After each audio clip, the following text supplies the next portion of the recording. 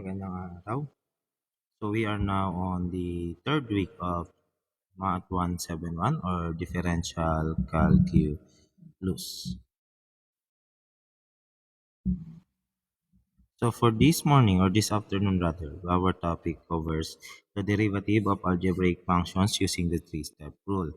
So ito yung kauna-unahang topic kung saan may introduce namin sa inyo yung differential calculus. Now, so last time, ang una natin mga pinag-usapan ay limits at functions. So doon ay natuto tayong mag-analyze, mag-solve ng mga algebraic functions. Now, in this case, i-apply naman natin yung differential calculus on those algebraic functions. No? So, our objective is after this discussion, you will be able to, number one, explain the three-step rule in derivatives. Number two, apply the three-step rule to derive the derivative of a function. And then number three, relate the concept of slope and rate of change to the derivative using the three-step rule. So we are focusing, on three-step rule. Alright, sige. Let's continue our discussion by defining what is differential calculus. Now, so the process of finding the derivative of a function is called the differentiation. So yung proseso, ang tawag sa kanya ay differentiation. Ang output niya ay isang derivative. Okay? At lahat ng ito ay pinag-aaralan sa branch ng mathematics na tinatawag na differential calculus. Okay? Again, so ang tawag sa output natin on this scenario ay derivative. Okay? Ang tawag sa process ay differentiation. Right. Sige. Now, before we proceed with calculus, alamin muna natin kung ano ba yung tinatawag na increment because increment plays a bigger role on this topic. So, in mathematics, a small change or step in a variable is called an increment. Okay. Ang increment daw ay isang maliit na pagbabago so doon sa ating mga variable. Pwedeng input, pwedeng output. Okay, it is read as delta x or delta y. The delta or yung triangle na malaki, it means change. Okay, small change or change in general. So that is delta x, pwede rin namang delta y. So it is the change in x as it increases or decreases. Ito yung pagbabago. Okay, isang analogy nito ay kung ikaw daw ay naglalakad or lumalakad papunta sa isang direksyon, ang kauna-unahang posisyon mo ay tinatawag na x0. Okay? So, ito yung dito ka nagsisimula. Ngayon, pag humakbang ka, that is a small increment. Okay? Ang tawag dun sa paghakbang mo ay siya si delta x. That is the small increment. So, yung position mo na, x sub 1 is equivalent to your initial position plus the delta x. Okay? Now, when we are talking about increment, ang pinag-uusapan natin dito ay maliliit na differences, maliliit na hakbang, maliliit na pagdagdag. Okay?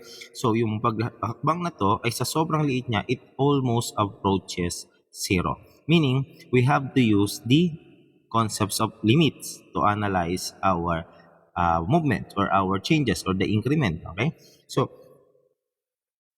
ang nangyayari is habang tumataas yung value ng x mo, nagbabago rin yung value ng y. That is differential calculus. It is about the relation of the two or more variable, di ba? So parang sa function, di ba? Function describes the relationship between two or more variable, the input and the output.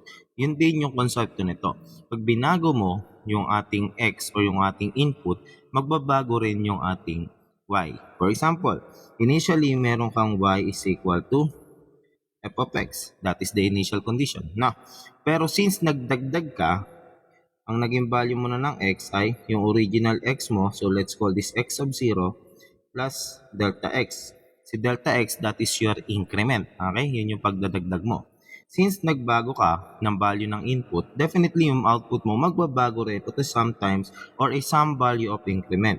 So, this is delta y is equal to our f of xo plus delta x. Ito na kasi yung bago mong value ng x. At ito na rin yung bagong value ng y mo. Okay? So, pag nagbago ka ng x, definitely magbabago rin si y. Pero take note, pagdating sa differential calculus, ang pinag-uusapan nating pagbabago ay masyadong maliit na halos siya na ay 0. Okay? Now, let's try to solve some illustrative problems para mas madaling maintindihan kung paano nga ba natin sinusolve ang mga increments. So, let's have number 1. We have here y is equal to 2x squared. Ang tanong sa atin, Ano daw si delta y? Okay, so ganito. May delta y, may increment, ibig sabihin nagdagdag. So magbabago rin yung ating output. So our output will be y plus the change delta y or the increment. Okay? Pero yung x natin this time, magdadagdag din siya. Hindi na lang siya basta x. This will be x plus delta x squared.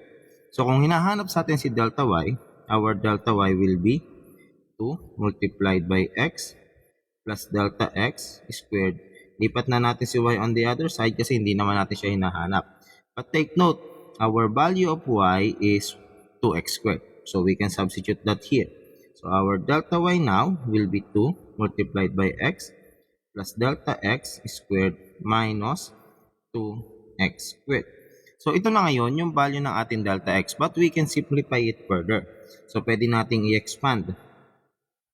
So by special product, may expand natin to kasi ito ay a factor of perfect square trinomial. So this is x squared plus 2x delta x, yan, plus delta x squared minus 2x squared. Now let's distribute our 2. We have 2x squared plus 4x delta x plus 2 delta x squared minus 2x squared. Okay, so meron tayong perfect square trinomial. Tapos ma-minus na natin ang 2x squared. Pwede na nating i-remove dito. Cancelable na siya. So our delta y will be 4x delta x plus 2 delta x squared. So this is the value of our delta y. You can also factor out, since common yun to sa kanila yung delta x. You can factor out this one by taking 4. That should not be 4. Ang common sa kanila ay 2 only. So we have, ilabas natin yung 2 at yung delta x. Ang may iwan sa atin sa first term ay 2x na lang. Okay, so 2 delta x times 2x is 4x delta x. Okay, so dito naman ang may iwan na lang sa atin ay delta x. So this is our simplified or factored version of our answer. Okay, so ganun lang kadaling kunin si delta x. So kailangan lang mahusay ka sa arithmetic at sa basic algebraic manipulations, especially the special products. Kaya nga lagi ko sinasabi, kabisaduhin or aralin or isa puso yung ating special products kasi malaking tulong ito kapag tayo ay nag-expand or nagpa-factor ng certain polynomials. Alright? So, this is our answer for this problem. Ito na yung ating delta y. Let's try to solve more problems. Let me just erase this all. Sige. So we have number 2. We have y is equal to x squared plus 6. Ang hinahanap ulit sa atin, ano yung delta y? Again, similar application lang ulit or similar process. Magbabago din yung ating delta y kapag nagbago yung ating x. So dito meron tayong x plus delta x. Basically, para lang siyang limit kung saan, para siyang function kung saan ang hinahanap na natin ay function ng x plus delta x. Tapos yung magiging y naman natin ay magiging function siya ng y plus delta y. Parang ganyan lang, both side lang nating minamanipulate. Pero sinasubstitute lang natin yung delta x plus delta x at y plus delta y doon sa y and x na meron tayo. Okay, so this is squared plus 6. So we have y plus delta y is equivalent to, let's expand this, we have x squared, okay, plus 2 delta x. Again, special product lang ginagamit ko ha. Plus delta x squared plus 6. So our delta y will be x squared plus 2 delta x plus delta x squared plus 6 minus, lipat ko yung y on the other side. Oh, sorry, let me just clear this one. So this should be 6. Okay. So, however, we have a value for y, that is x squared plus 6. So our delta y will be x squared plus 2 delta x plus delta x squared plus 6 minus our y is x squared plus 6. So, you can expand or you can combine like terms na. Pero try natin i-expand para mas malinaw at hindi nakakalito. Okay, so i-copy lang natin to. Then distribute natin yung negative. We have negative x squared minus 6. Removable, tanggalable. So, tanggalable na rin yan. Ang may iwan sa ating delta y ay 2 delta x plus delta x. And this is our answer for our delta y. Let's proceed with our last problem for increment. So we have number 3. Sabi dito, kung ang volume daw natin ay pi r cubed over 36, then ano naman daw yung delta B as r increases? Ano daw si delta B kung nag-i-increase daw yung value ng r? Alright, so sige dito.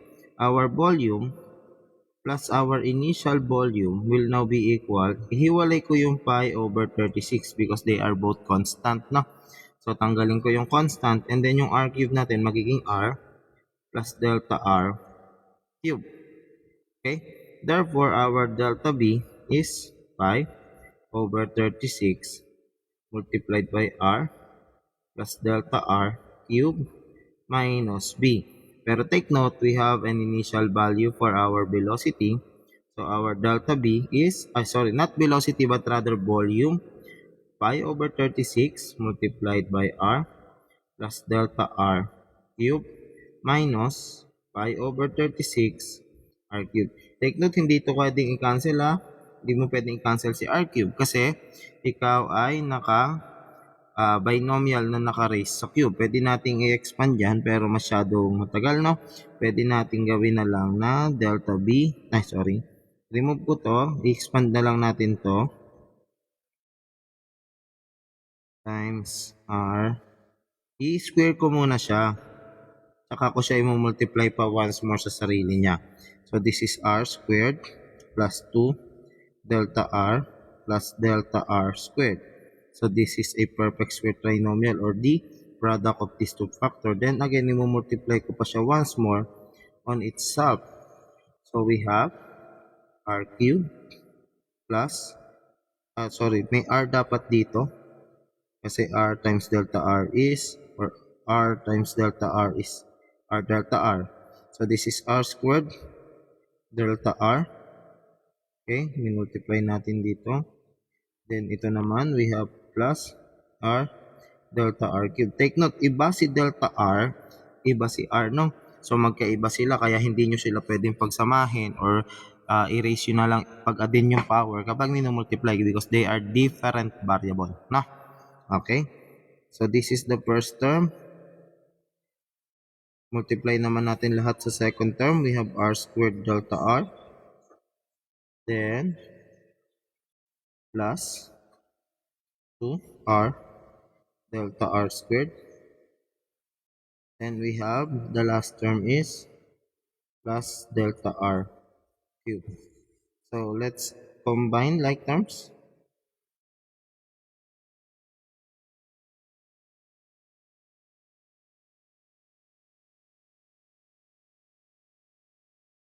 Saan ang galing ito? Ba't naging cube? Squared lang dapat ito. R times delta r. Okay. Then, ayan. Magiging 2r squared delta r. Then, ito ay magiging r delta r squared. Tama. Mali si sir ng konti doon sa part nila. So, r cubed. Diniscuss ko pa naman. Tapos namali agad. So, we have r squared delta r. Asan ng r squared delta r? Ito. Tsaka ito. So, we have 3 r squared delta r. Then, we have ito. Plus 3 r delta r squared. Then, plus delta r cubed. So, this is our expanded version. So, we have delta b is equal to pi over 36 multiplied by r cubed plus 3 r squared delta r plus 3 r delta r squared plus delta r cubed minus pi over 36 r cubed. So, pwede nating i-factor out si pi over 36 ulit kasi common sila sa dalawang term natin. Ang maiiwan sa atin sa loob ay meron tayong r cube plus 3r squared delta r plus 3r delta r squared plus delta r cube minus r cube na lang ang matitira dito.